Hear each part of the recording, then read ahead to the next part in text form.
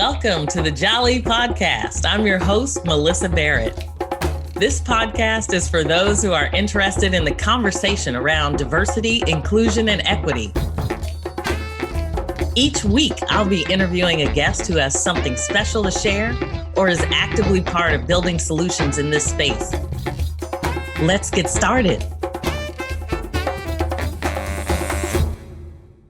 This week, please join me in welcoming Monique Nelson. Monique Nelson is Chair and Chief Executive Officer of UWG, the country's longest-standing multicultural marketing agency. She took the helm of the agency in May 2012 when founder and advertising pioneer Byron Lewis retired.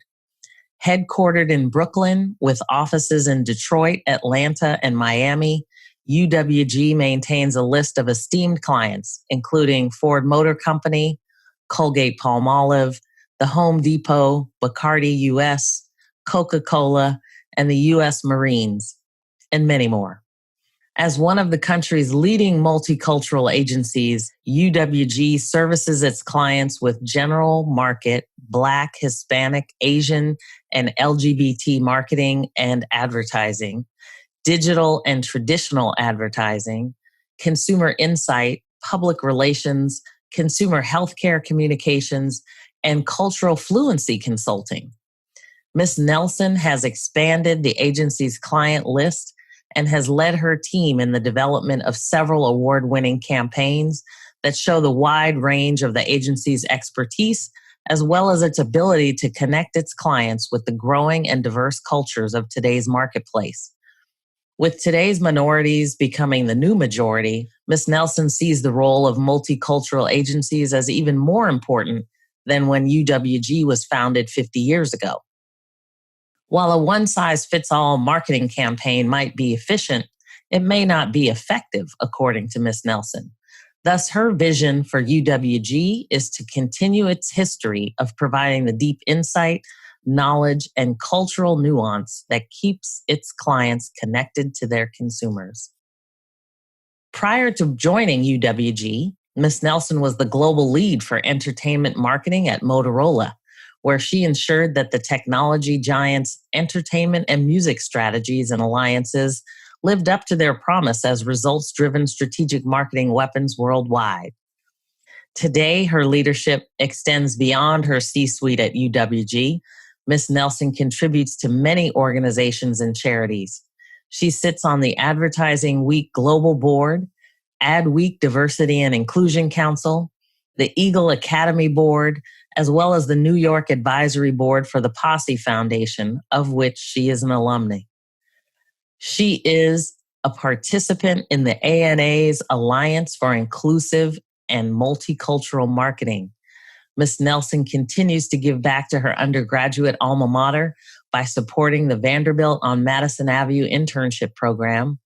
She is also a member of the Brooklyn chapter of the Links Incorporated, an international not-for-profit corporation established in 1946, which is the nation's oldest and largest volunteer service organization of extraordinary women who are committed to enriching, sustaining, and ensuring the cultural and economic survival of African Americans and other persons of African ancestry. Ms. Nelson has an MBA in International Marketing and Finance from DePaul University and a Bachelor of Science degree in Human and Organizational Development from Vanderbilt University.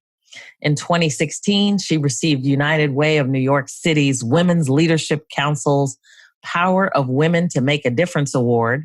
Her other distinguished honors include the Network Journal's 25 Influential Black Women Under 40, Ad Age's 40 Under 40, and the 2015 Advertising Working Mothers of the Year.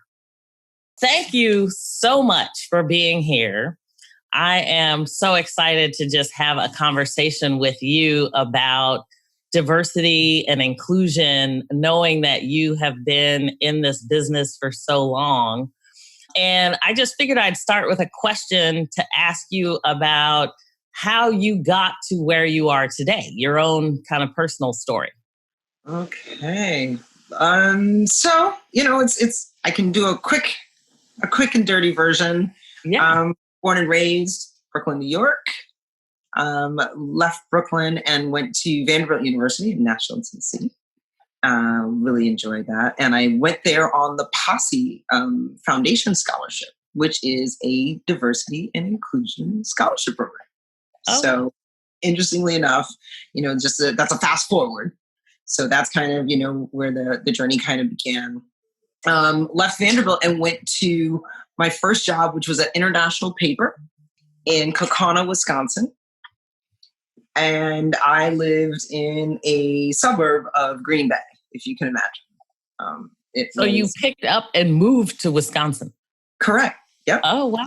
Okay. Came for like 2 seconds after graduating from Vanderbilt. And, it was definitely one of those families that was like, you're off payroll, so figure it out. And International Paper offered me a job. And they said at the time, there's 2 options. Either you can pick somewhere desirable or you can pick somewhere undesirable. And if you work with us, you will have to do an undesirable location at some point. And I decided to just go ahead and start there.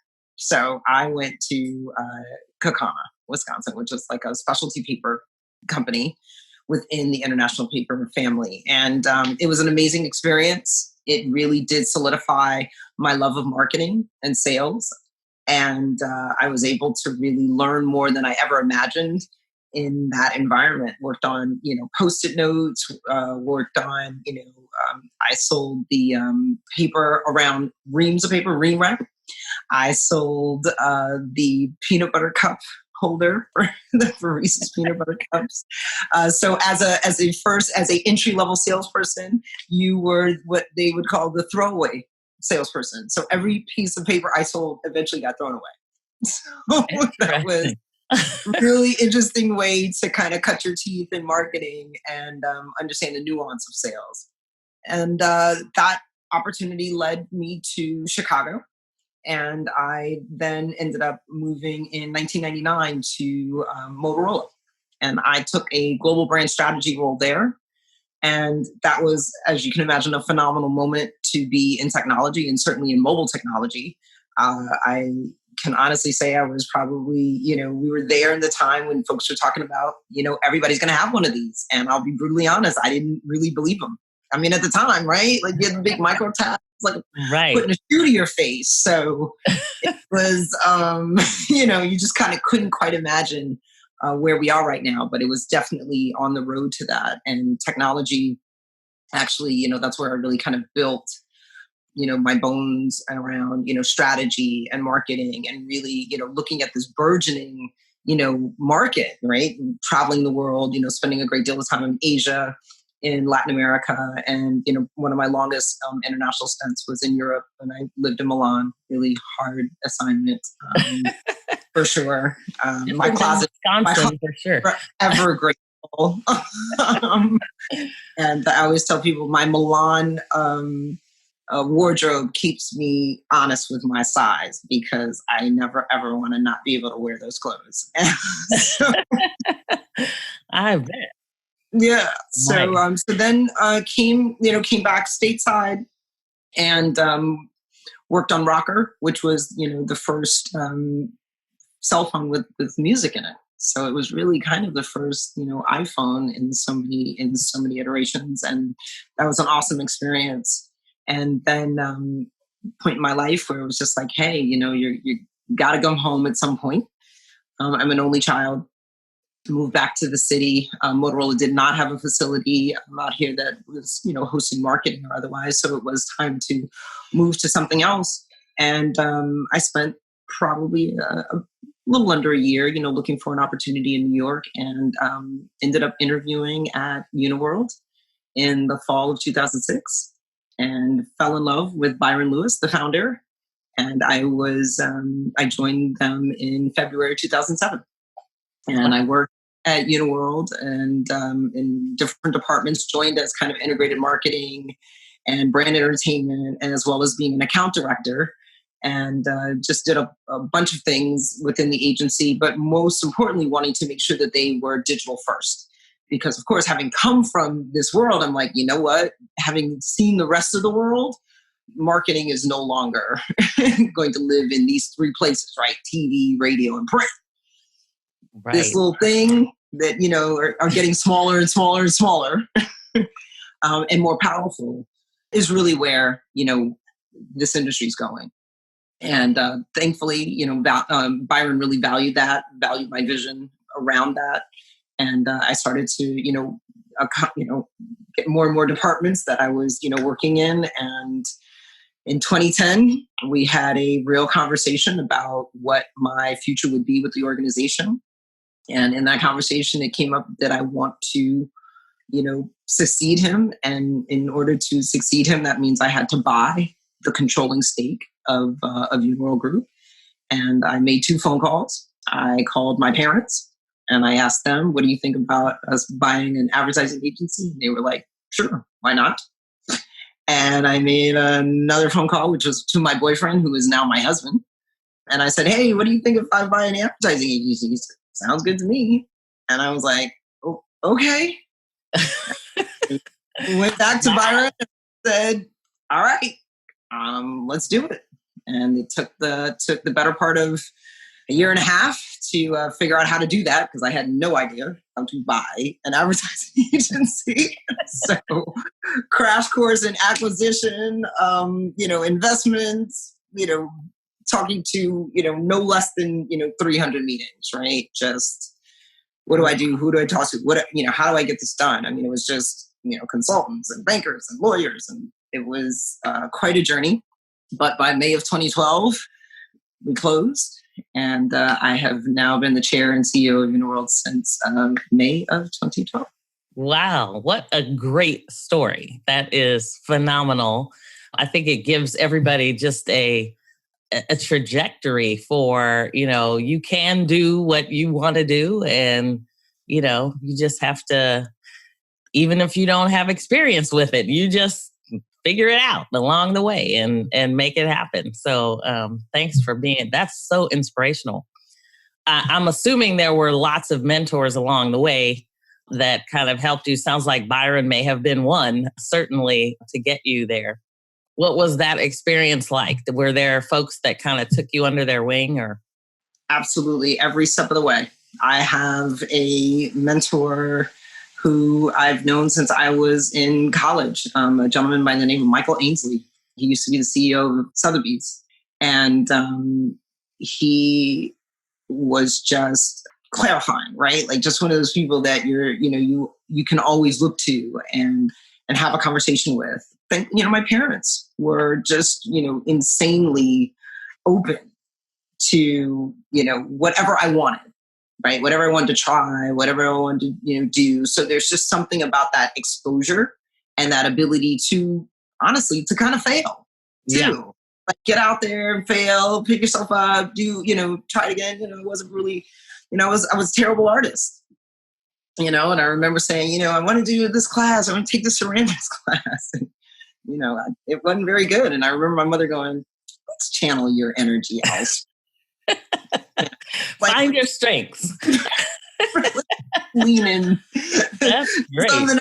Which is awesome. So, I've always been able to kind of deal with truth. And, and everywhere I went, I must say, I was able to kind of find someone who either I gravitated towards or was able to have an open relationship with and kind of continue that through. And once I found out what sponsorship meant, then that was, another kind of tool in the toolkit to understand that, somebody has to advocate for you, and be in that room and, where you are not, and one of the mantras, one of my mentors gave me was, decisions about you are made in rooms without you. And that ultimately means, people have to recognize you, understand your strengths and where you can add value. Yes. So, powerful. Everywhere you go, that's what you got to find. And that's why D&I is so important. Yeah.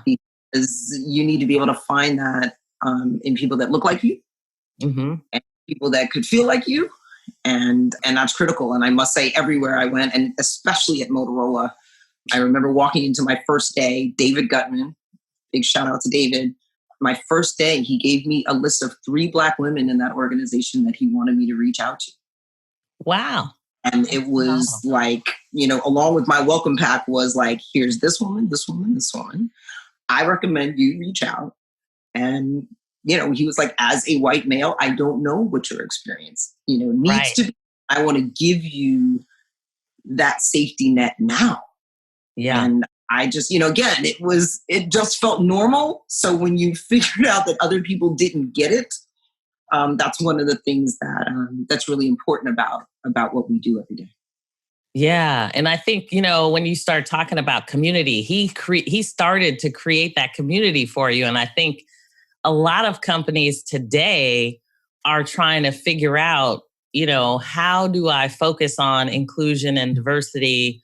What does that look like? And I know Uniworld Global, being the longest standing multicultural marketing firm in the country, you all have lots of experience about, the challenges associated with inclusion and diversity, along with, solutions for, creating it. And I know there's been kind of a renewed interest, maybe I'd call it a deeper level of understanding and empathy that is being experienced around the world based on a lot of the Black experience, and certainly other people of color as well.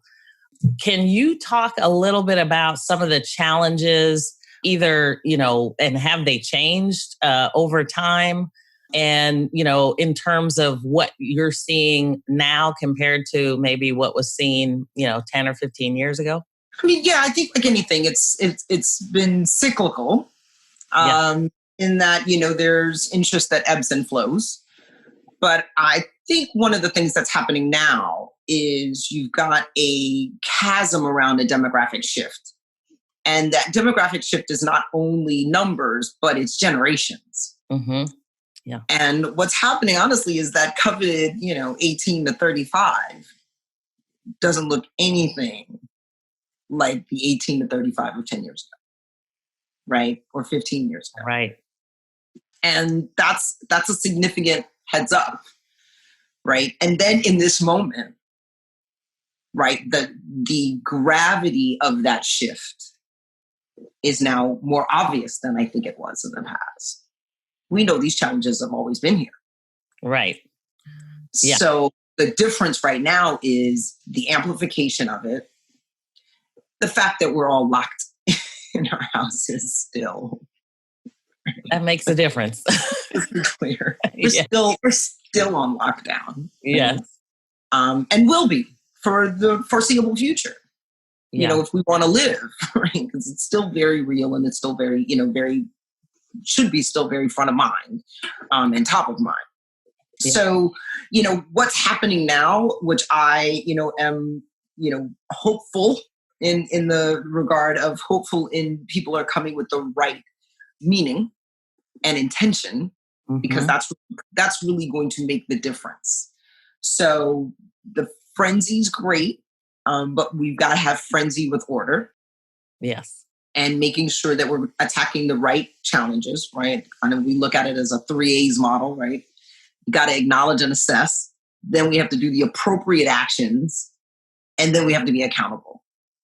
And, the challenge right now is making sure that you're engaging people that want to do all three of those things and not just one. Yes, absolutely. Right? Yeah. So that's where we are. We're seeing that we are, in, great client relationships that are looking at this as, we can't just jump in and out of this. Yeah. And we don't want to just do something fast. Right. And there's a lot of sense of urgency right now, but this is a process. We're really talking about business transformation, right? Inclusion now has to be a part of your business plan and your business strategy for looking into the future. Your PE ratio depends on it. Absolutely. And I think sometimes we forget how lengthy of a process it may be. I think everybody's looking for, I need to see results right away, but yet this could be like a 3 or 5 year, 10-year project for sure. Should be. Yeah. So, and I know you all have, some unique opportunities in terms of helping build solutions. Is there anything you can share in terms of, how a company might get started, or, how they would engage in this area? Sure. I mean, first you want to, you've got to do a scan of your organization, right? The first, none of this is new because you would treat this like any other business initiative, right? If you were going to go into a new line of business or if you were going to acquire a business, I know enough now that if you were to, really take your company in a new direction, you'd probably put a task force on it. Absolutely. You would do some research and kind of find out, well, what does that mean? And what will that mean for my business? How would that affect, my bottom line? How is that going to affect my current environment? Will it change it? And if so, how? But if this was a life or death, business pivot that you had to make in your organization, you would do all the steps. And this is the same thing, right? We have to figure out, what does this mean for your business, right? And that's, again, an assessment process. Let's figure out how it affects it, how it could, help. What if we do something wrong? How does it hurt, right? Let's, all of you do that SWOT analysis, right? And we would, land on that, and then we put strategies in place and tactics, right? We would do all of that work to say, okay, if this is where we're going, we'd have that ridiculously long spreadsheet, right? We'd have a project manager. Yeah. Like we did for Y2K. I was around for that. Yeah. And, we put energy and everyone would have a part to play in terms of how this transformation is going to work, right? And how this new business is going to affect how we work every day. And if your human resource people are involved in how's this going to change the culture? Right. What does that mean for how we work? Right. And what does that mean for collaboration and high performing work teams and, matrix systems if that comes into play? So you would do that work. And then, of course, like with anything, you'd measure whether or not it worked or not, or how it's progressing, or what is working, or what's not working. And if it's not working, you're going to go in and you're going to tweak it. You're not going to abandon it. You're going to tweak it. Yeah. So, and then, and to that point, in terms of, because I think there's a couple of things there with respect to the process. One of which I know I have been kind of vocal about is making sure that you include the community that you're talking about. Because I think sometimes people will say, well, I can, I'll fix it and I'll let you know how I fixed it, as opposed to actually incorporating connections with the community so that the community is actually involved in providing that. Absolutely. And that's where that task force comes into play, right? That comes with, those are the voices that are going to help you get there. Yeah. Right? They should be extensions of these advocacy groups. Yes. Right? That is, right? But that's, again, if we're going to say we're going to go after, people of color, well, I hope you have people of color figuring out how to go get them. Right. Yeah. No doubt. That would help. It would be helpful. Especially, I think a lot of times we expand our net and we forget to include folks in the community to help get the community, right? So, you don't want to show up at Howard University and not be able to identify a community of people that people are, that are welcoming to your own company. So that's fantastic. Are there specific areas in terms of the assessment that you would highlight in terms of, how to get started? Sure. I mean, our organization is very data driven. So, some of the things that are really important to us would be, things like your numbers. We do want to kind of understand where you are. I think there is, something to be said about baselining, right? And putting a goal in place, right? And I'm not talking about numbers and, counting people, what are the goals? What are you trying to, achieve? So we would spend some time around your strategies, and what are some of the things you're trying to achieve over the next 5, 10, 15 years? We're long-term vision. We don't want to fix something for now. So it would be a matter of, hey, this is, we'd be more than happy to come in and really talk to you about what that strategy looks like. We really do want to make it something that is part of what you would do every day, right? We don't want it to be that extra work, right? This shouldn't be your fourth shift job, right? We all have enough work.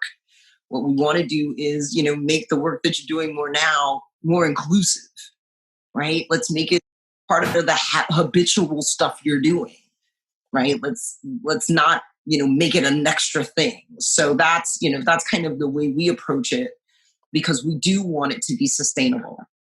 All right. So, that early assessment time is important. And we spend quite a bit of time talking to senior management, right? We do want to understand that commitment level. We do, again, want to understand how your organization works and does it, quite honestly. And why are some of these things not flowing? Because most leaders are like, I'm not trying to have an exclusive organization, right? And if they are, then this wouldn't matter to them. Right? Yeah. But if you do care, then this is something that you're trying to figure out, well, what's the challenge? And we want to go and identify it in small pieces. We can't eat the elephant. You can only do it one bite at a time. And that is, the way we try to work methodically to get you to your goal. And that's kind of what we do. We see it as a holistic piece. We really are uniquely positioned, we believe, to do inside and out, right? Because of our 51 years in knowing this consumer, right? Which is also the person that works for you. Right. It really does give us that unique positioning of being able to diagnose what you need to do internally to make yourself a more inclusive culture internally with respect to your brand. But also, how does that translate into your outside, world? And what does that mean as the demographics change, shift, tastes, and times evolve? That's a great point, because I know in a lot of cases, there was a term we used to use, eating our own dog food. When you think about, your internal branding in terms of how that culture is created and, nurtured over time, can have an extreme effect on what your brand looks like on the outside, as people are out there carrying that ambassador for your company. Let's pause for a moment. We'll be right back.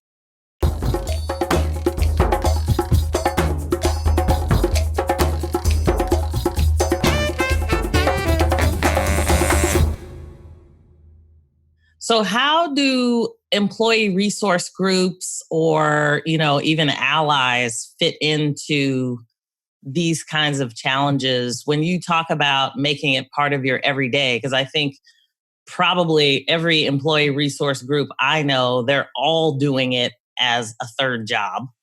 And, it's like there's a lot of work to be done, and they rarely get recognition or pay or anything associated with it.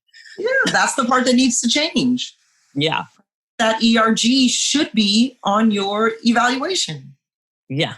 Right? The work that you are contributing to that is adding to the contribution of your organization. And it shouldn't be. And if it is, it's the development job, right? You should also be scored on the fact that that's something that you're willing to do in service to your organization. Right. Yeah. Right? Like, that's not, it should be part of how you're evaluated. It should be seen as a stretch assignment.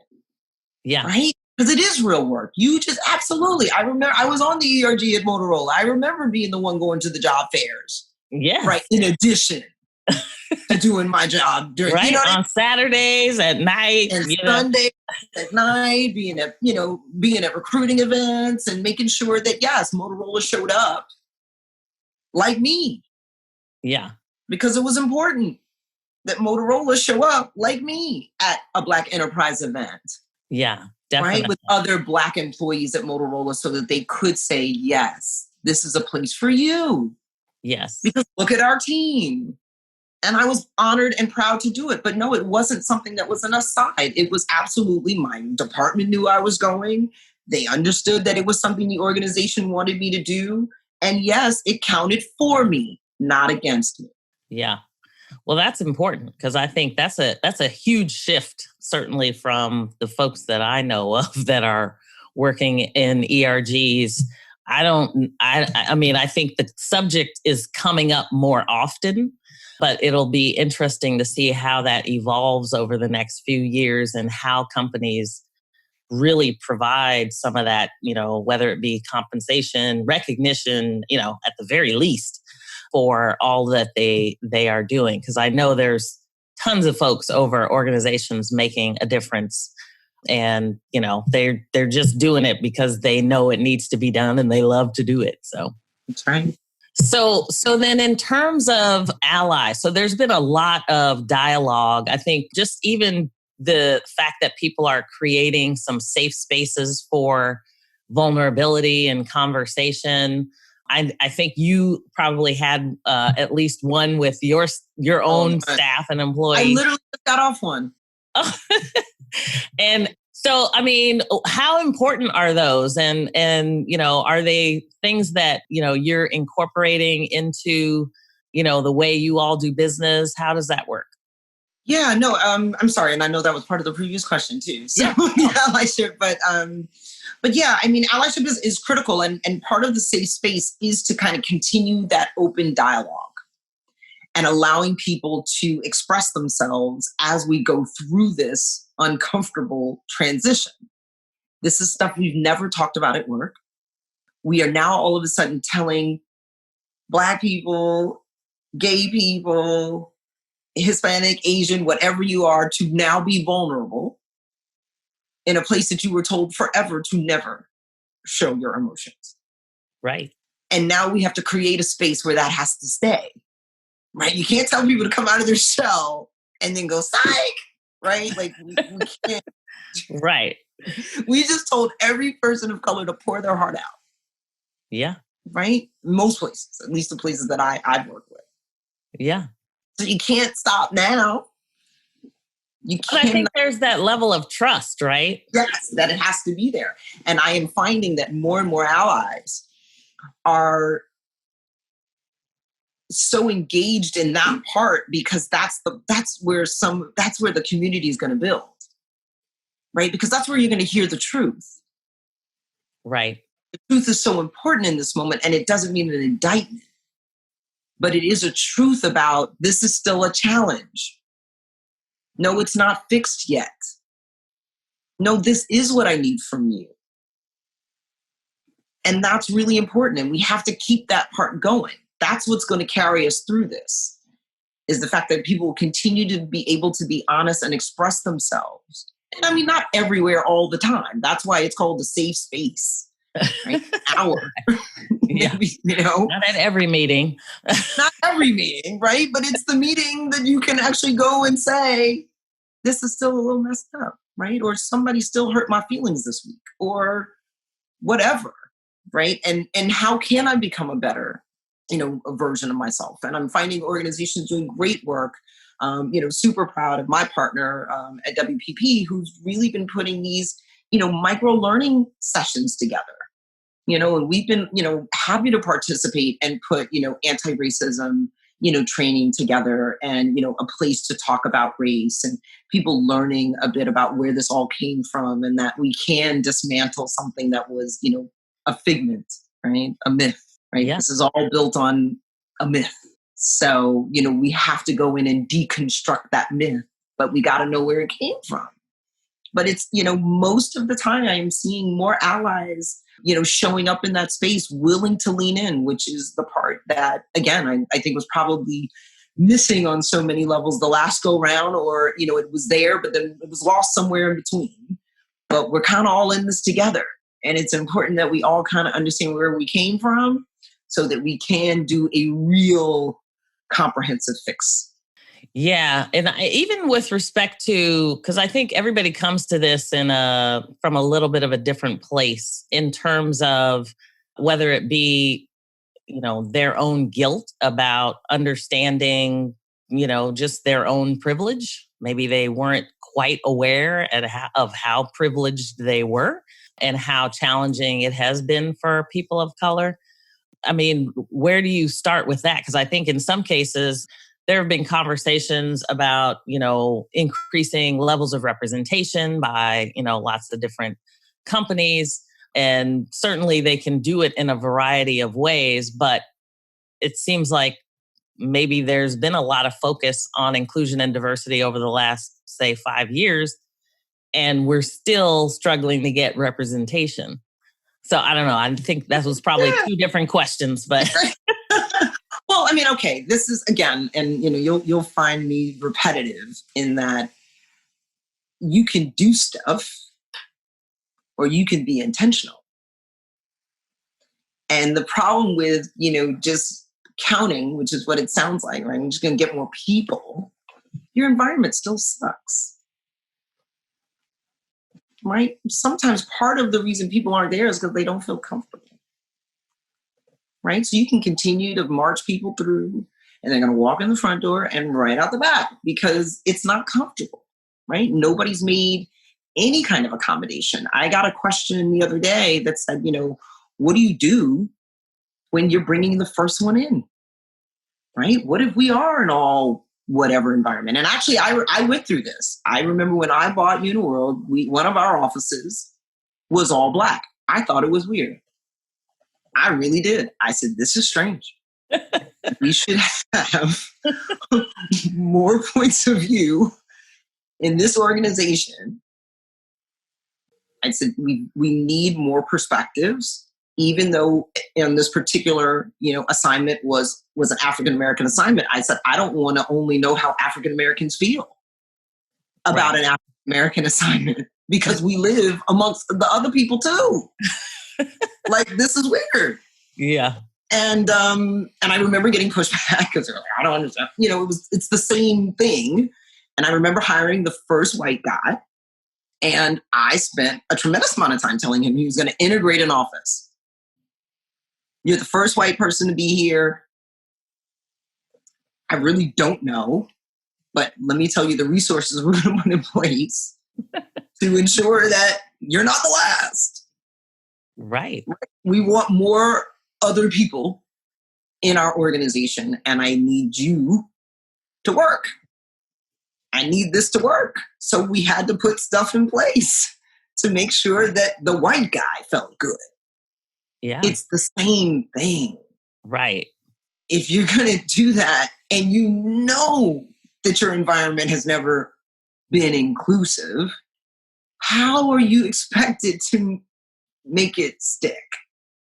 You've got to put some other things in place, right? You're just going to have to. And so you alluded to some training and other things. Are those the types of things when we're talking about, like, whether it be unconscious bias training or other things? Are you thinking that those are items that should be kind of required, or how does that actually get executed? Sure. I think that should be part of everybody's onboarding, right? If this is part of what you're doing, especially in the near to, not foreseeable future, if that's what you're trying to do, I mean, what's happening is the fact that we need to get everybody up to speed as to what this feels like, looks like. And, I remember, there was a time when training was inclusive of that. That part of, your cultural indoctrination in an organization meant that you, went through certain trainings and really in service to the values of the organization, right? That's what it should be, is if, and everybody's values are all, very lofty and aspirational, right? We serve the world. We're saving this. We're doing, so they're always very big. And if that is the case, then that should be a part of how an organization onboards you. And those values should come through that onboarding. So yes, I think training is a continual effort. And if this is part of what we call inclusive leadership, right? Like, everybody should be a part of being inclusive. And what are those skills? So our trainings are very skill-based, very much about building you up and upskilling you as a person to be able to see and understand what to do in a situation, right? We want to be situational too, and be very thoughtful. We don't believe in the preacher training. We don't like the click the button training. We really do want to make sure that it's applied to how you do your work every day.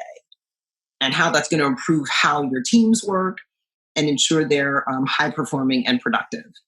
So, we believe training needs to be thoughtful in terms of how it's going to affect your team. And, for some environments, click the button works, but it usually doesn't work for stuff that's culture based. Right. Yeah. So I'm good for click the button for, a data entry or, here's how you do your expense report. But that's really tough when it comes to how do I get a team to work effectively together that are on 6 different continents and, have, multiple challenges around, product delivery. Like that's not, click the button's not going to help that situation, but inclusion can. Yeah. That's a great point. Because I think when you think about culture and, identity as a whole is it is really the core of you. And so when you're moving around to different locations or corporations, it can be challenging. So when you're thinking about, we talked a little bit about, kind of casting a wider net to try to incorporate representation. But obviously, there's a lot of focus on retention and development. And you spent some time talking about development and how people can move up within a company. And it seems like every time I have a conversation, there is some sort of middle that happens. And there's something going on in the middle of the organization where the top and the bottom think they're on the same page, but getting up through the organization seems to be more difficult. Ooh, the frozen middle. So are there like strategies that companies can think about when, how do you break that ice there? Ooh, that frozen middle, that career level, that hard center. Yes. Is a very interesting phase. It is a total part of organizational dynamics. And we really believe that they deserve a WIFM, which is the what's in it for me. Absolutely. The WIFM is critical.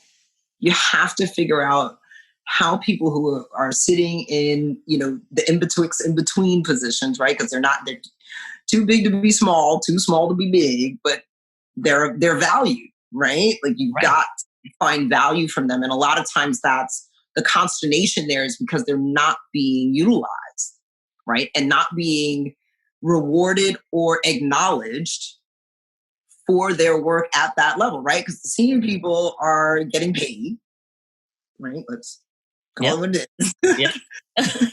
The junior people are like, I'm so happy to be here. This is awesome. And these are the people that are doing the work. Yeah. Right? Either they're training the ones beneath them or they're giving it up to the ones above them. And you got to figure out how they get theirs. Yeah. And how do we reward them for being the conduits? Right? And that's really, because the organization doesn't work without them. I mean, I was in the workforce when they cut middle management out. And you know what happened. Nothing. Right? Like, where'd our productivity go? Who did that?